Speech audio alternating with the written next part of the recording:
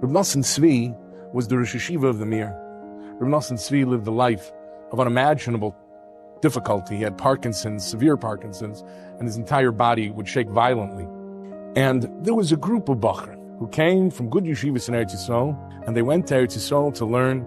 And there were a bunch of boys who wanted to go learn in Brisk. Brisk was Harvard. You know, Brisk is Harvard. That's where the brightest minds go. There are other boys that go elsewhere, and they're wonderful yeshiva, and you can become a Talmud Chacham in any yeshiva. But Brisk was like the elite. That's where the boys would go. And when the boys get into their minds that they want to go to Brisk, they're going there, and there's nothing to discuss, and they're dreaming about it, and if they don't get in, they're devastated. But this group of boys wanted to go to Brisk. There was only one problem. Brisk was not accepting Bachrim that Zman. They're not open for business. Okay, so now, 15 years ago, if you couldn't get into Brisk, where did you go? You went to Mir Yeshiva. Now, Mir Yeshiva has Kanai Nahara over 7,500 Talmidim. It is perhaps either the largest or second largest Makam Torah in the world.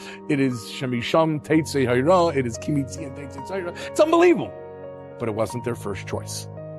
But they went over to Reb Nosson Tzvi, and Reb Nosson Tzvi was interested in one thing: people learning Torah. He did not care, my yeshiva, your yeshiva. It didn't make a difference to him, which is shocking.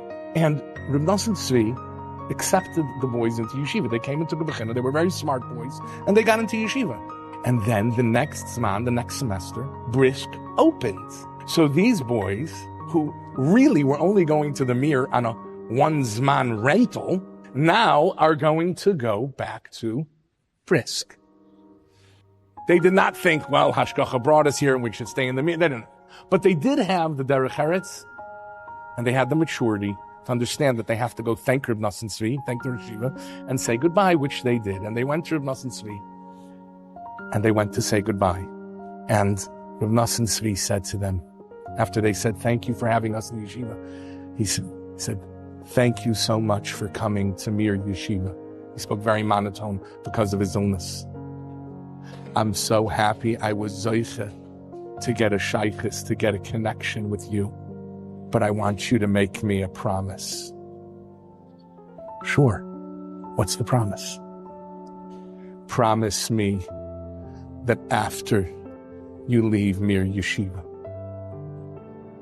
you will never hesitate to call me when you need me. That was Reb Nosson Tzvi. And that's the Ribbono Shel Olam.